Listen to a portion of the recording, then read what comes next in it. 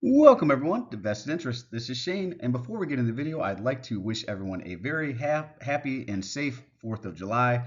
I'd also like to thank everyone who has taken the time to comment, watch, and subscribe to the channel. I really do appreciate it. And for those of you who may be stopping by for the first time on this channel, we focus on dividend growth investing. It's not rocket science, in my opinion. The best way to do anything, keep it as simple as possible. So it really boils down to consistently investing, buying dividend growth stocks and growing companies with positive cash flow that covers a dividend and companies with a high return on their invested capital. I utilize both a dollar cost average approach, consistently investing into the portfolio on a weekly basis. I also do larger purchases whenever I get a bonus or do a side job or run into any extra funds. I cover all my investments into the portfolio on this channel. It's free to see what I'm doing. I don't have a paid Patreon account. I'm not trying to sell you any courses. I don't send you into any other sites to log into or send me your email account or anything like that. It's free to see what I'm doing. Before we get into this one, we are going to cover the dividends and options for June. So a little recap on June here. I know we've entered into July, but I haven't recapped the last month yet. So that's what this portfolio is going to be. But before we get into that, if you would do me a favor, go ahead and hit that thumbs up button down below if you find any value in this content. Make sure you subscribe to the channel. Join us on this journey to financial freedom. Join the Vested Interest community. Make sure you hit that notification bell so you're notified whenever we put out any new content, and drop a comment down below. Let me know what you are buying now. I know the market in some sectors is pulling back. Other sectors are still running. Seems like IT is still going. Other sectors, we're seeing some pullbacks. I think maybe 5 or 6 or 7 large cap companies are really driving the market. Overall, we're seeing a lot of other areas that are pulling back. So let me know what you're buying. Where do you see value in the market? What might you be selling? Maybe you're taking some profit. What are you avoiding altogether? Would really love to hear from you. And let's jump back in and put a bow on June. And again, happy 4th of July to everyone out there. Hopefully you have a very happy and safe 4th of July. All right, first up, we will start with the dividends paid out for June. On June 3rd, we received dividends from Kroger, ticker KR. This is out of the consumer staple sector. We received $29.17. American Waterworks, ticker AWK, out of the utility sector, paid us $78.03. On the 4th, we received dividends from Johnson & Johnson. They paid us $141.71. Johnson & Johnson is out of the healthcare sector. Enbridge, this is a Canadian company, so there are some tax implications here. I just cover what they actually reinvest, not the total, because my brokerage takes out the taxes right away. And Enbridge did pay us, ticker ENB, out of the energy sector, paid us $124.86. And as I said, Enbridge is a Canadian company, so there are some tax implications there. You should make sure that you understand, does your brokerage take out the taxes, or are you going to be responsible for them yourself? Like I said, my brokerage does take out the taxes, so I don't have to worry about that, and then they reinvest the rest. I do have what is called the drip set, so that means that anytime any of these companies pay out dividends, the funds they pay back out, they go right back in and pick up more shares of that same company. So the $124.86 from Enbridge, for example, it goes right back in and buys more shares of Enbridge. Johnson & Johnson, same thing. Kroger, the same thing. American Waterworks, the same thing. Every company, the same. Now we will jump over to the 11th. On the 11th, LyondellBasell, ticker LYB, out of the material sector, paid us $157.13. Up next is June 14th. We received quite a few dividends on this day. Pfizer paid us, ticker PFE, out of the healthcare sector, paid us $120.28. Haverty Furniture Company, ticker HVT, consumer discretionary here, paid us $33.22. The monthly paying REIT, Realty Income, ticker O, out of the real estate sector, paid us $65.34. Now we'll jump over to the 17th. Next, Era Energy, ticker NEE, out of the utility sector as well, paid us $85.66. And to wrap up the month, we had several companies pay us out as well. On the 28th, Union Pacific paid us $50.84. Kraft Heinz, ticker KHC, paid us $75.45, and Union Pacific is ticker UNP, out of the industrial sector. Kraft Heinz is ticker KHC, is out of the consumer staple sector. And last but certainly not least, Bank of America, ticker BAC, out of the financial sector, paid us $38.47. For a total for the month of June at $1,000.16. This is the second month in a row we've been over $1,000 in dividends. So very nice to see, getting very close to being over $1,000 a month in dividends. Not quite there yet, but I think I actually thought by the end of July, but I think it's going to be sometime in August that we'll be over $1,000 a month in dividends. This next month, July, I think will be slightly under $1,000, but hopefully it will be the last month will be under $1,000, and then going forward, we'll hit that over $1,000 a month mark. Now, a quick recap here for the year. Currently, with the $1,000.16 added in June, the total for the year sits at $4,918.94 in dividends. You can see here the payouts, January, $478.27, February, $854.63, March, $965.69, April, $542.20. May was the first month we went over $1,000 in dividends at $1,077.99. And then again, June, second month in a row, we've been over $1,000 in dividends. But I think July, which is the January, April payouts, July and then October, I think this is going to only be $700 to $800 in dividends is kind of where I'm expecting it to fall. So hopefully July will be the last month we're under $1,000 in dividends, and then going forward, August forward will all be over $1,000. But total $4,918.94 so far for the year. And you can see I have these color coded. So again, January pays out in April, July, and October. February's dividends pay out again May, August, and November. March dividends pay out again June, September, and December. Now, companies like Realty Income, ticker O, they'll pay out every month, right? That's a monthly paying REIT there. Now over to the options for the month. Excuse me. And we did have a better month in options in June than we've had previous months so far this year. I think it was our second best month. We'll see that in a minute. But as you can see here, we had, was it 1, 2, 3, 4, 5, 6, 7, 8 contracts here that we were able to get some funds from. On the third, we had the CVS covered call, $63 strike price. We received $30.45. That one expired worthless, so we kept the funds. Johnson & Johnson, ticker J&J. On June 4th here, we had the J&J covered call with a $150 strike price, $35.45 there. Same thing, expired worthless. Also on June 4th, we had the Cisco, ticker CSCO, covered call, $47.50 strike price. We received $25.45 in options premium there.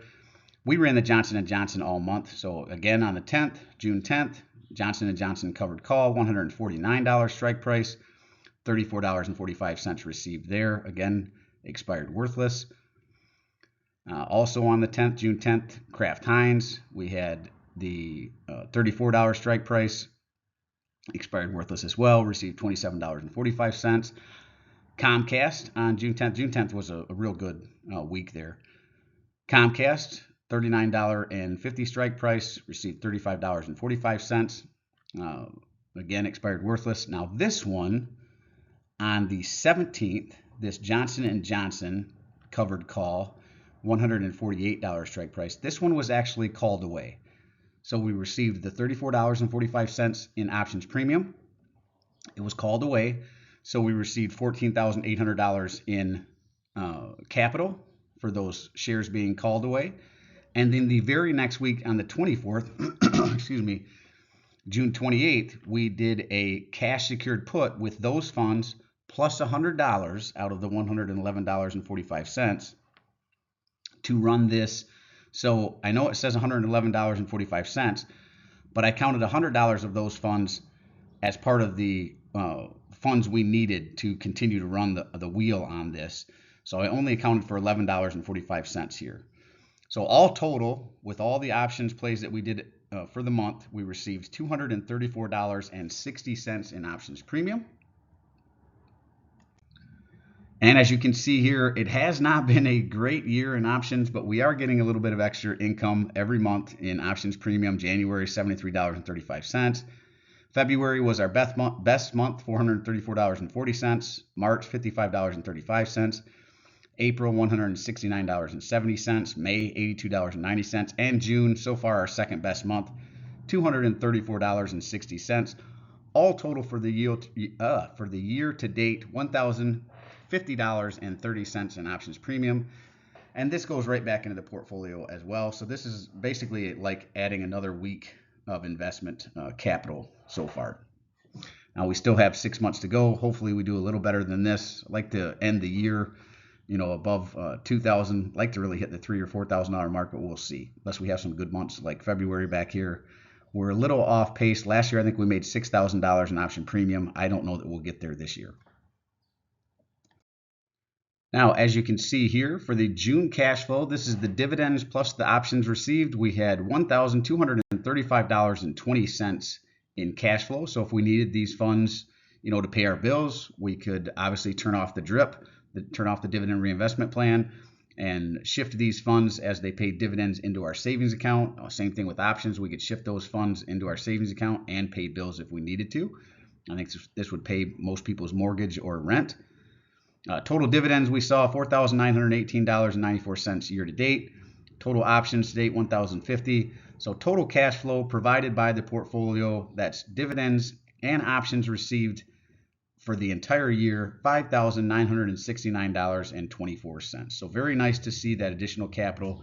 And again, if I needed this to pay bills, to live on, I could obviously turn off the DRIP, shift those funds into my savings account, and pay some bills with them. That is the idea. Eventually, one day, I'll be able to live off this portfolio with the dividends paid, plus I'll probably run a little more on options, and gives you an idea of what kind of cash flow you could expect out of a portfolio this size. Now, the options, to be honest with you, if I needed cash flow, I would probably be more aggressive. And some of those positions, I wouldn't worry as much being called away. I do try to stay on the conservative side because I want to hold those positions in my portfolio and collect dividends. I don't necessarily want to be jumping in and out of them, having them called away, and then having to buy them back. As you can see, when that happens, sometimes you have to add additional capital in to continue to run that wheel, like we did with Johnson & Johnson. Now you can see here, overall, I started this portfolio not quite 4 years ago, a little over 3 years ago now. So I am continuing to show you month over month, year over year. You can kind of see the dividend snowball. That's what these stair steps represent. The dividend snowball year over year. And obviously we're here in June. So if you look last June 2023, I received $571.53 in dividends right here. This June, $1,000.16. That is a 74.99% increase year over year. Very, very nice to see. And I don't think, like I said, I don't think here in July we will quite reach the $1,000 mark. But we'll be, I think, right around $700 to $800 right in here, I think we'll be. So we'll see what that year over year increase. But so far, the portfolio is really growing year over year. And you can see that nice progression in each one of these charts. You will see some of these where they drop back down. If I remember correctly, June here, this one, the reason that 2022 looks a little higher than 2023, I believe this was this the month LyondellBasell? I think this was the month LyondellBasell, or the year LyondellBasell did a very large special dividend, and then they obviously didn't do it in 2023. But in 2022, I think they did a very large special dividend, which is part of the reason this was higher. Then we've also done some reallocations, I believe, around this same time as well. So it dropped down for a bit, but overall, you can see the nice stair step ups. January, $112 the first year, $262, and then $478. Same thing with February. You can kind of pause this and go through this and see that. So I wanted to show you what a portfolio built out over time looks like, because I know it's a little discouraging when you're in the early stages, right? You've been investing for, like, I opened the portfolio back in March here, 2021. And happened to get $18 in dividends. Just happened to be some of the positions I bought, paid out that right after I bought them. But it is a little discouraging when you start seeing this. It's like, man, I've got thousands of dollars in this portfolio, and I'm only getting $18 in dividends. And the next month's only 36, and then 64. Then I got $121. Then it's back down to 69, then 58, right? So it's a little discouraging. You're putting a lot of money in your portfolio. You're not seeing returns, but then you start hitting, like I said, year two. Let's look at June here. 760 from $121 in 2021 to 766. Man, that's pretty nice. Even the 571 in 2023, and then 1,016. So it does start to add up. Yes, it takes a few years. Especially Warren Buffett and Munger always talked about that first $100,000. Once you get past that $100,000 plateau, it does start to pick up, I will say. So my point is, don't be discouraged. I know that it might not appear in the beginning that it's paying off, but as time starts to accumulate, and that's what the dividend snowball effect really counts on, not only the funds you are putting in, not only the dividends paid out, but also the length of time you do it. Time is that hill, right? And the longer you push a snowball down a hill, the larger it gets. So let time work for you. Don't get discouraged. The fruits of your labor will pay off over time. And I want to show you that, right? We're in year 4 and we're just hitting over $1,000 in dividends. And this will really start to accelerate over the future years as well. Well, that is really it for this one. I really appreciate you tuning in on this 4th of July. Again, happy 4th of July to all of you out there. Make it a safe 4th of July. Be careful out there. We're going to spend some time on the lake today. And I know some of you are going to be out there lighting off fireworks. Just, I can't remember what was the football player's name here several years back who blew off one of his fingers on 4th of July. Don't do that. Be safe out there. Have a great time. And we will see you in the next one. As always, appreciate you stopping by. If you haven't done so already, don't forget to show me some love. Hit that thumbs up. Ring the notification bell. Most importantly, subscribe to the channel. Hit that subscribe button. Join us on this journey to financial freedom. Join the vested interest community. I do personally read and respond to the comments. I'm always interested to read your questions, opinions, or suggestions for future topics.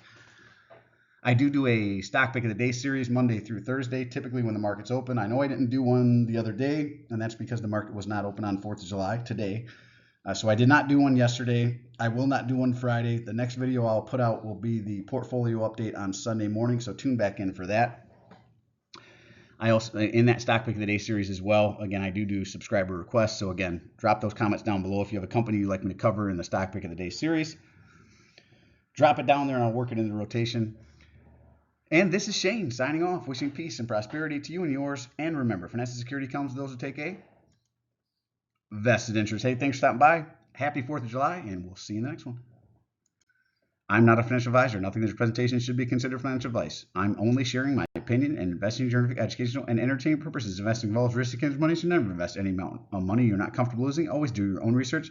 Invest based on your situation, circumstances, and select criteria, or seek the advice and counsel of a certified financial advisor.